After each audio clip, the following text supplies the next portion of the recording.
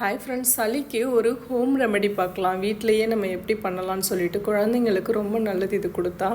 இங்கே பாருங்கள், இப்போதைக்கு நான் துளசி எடுத்திருக்கேன். ஒரு 5 துளசி இலையும் ஓமவல்லி இலையும் 1 டம்ளர் தண்ணியை நம்ம ஃபஸ்ட்டு ஆட் பண்ணிக்கிறோம். 1 டம்ளர் தண்ணியில் இந்த இலைகளை போட்டு நல்லா கொதிக்க விடணும். இப்போ நான் துளசியும் ஓமவல்லி இலையும் எடுத்திருக்கேன். நமக்கு தேவைன்னா வெத்தலையும் நம்ம ஆட் பண்ணிக்கலாம். வெத்தலை போட்டால் இன்னும் நல்லது சளிக்கு.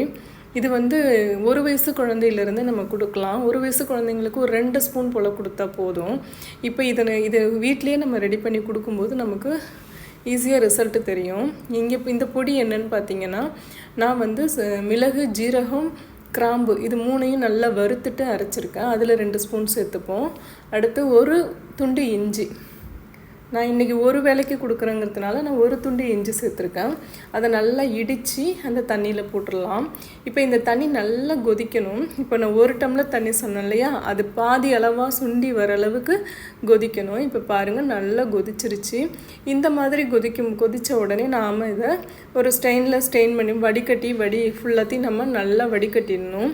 தூசி கிசி எதுவுமே இல்லாமல் ஃபுல்லாத்தையும் நல்லா வடிகட்டிட்டோம் அப்படின்னா நமக்கு கிளியரான ஒரு ஹெர்பல், அதாவது கஷாயம் மாதிரி கிடைக்கும்.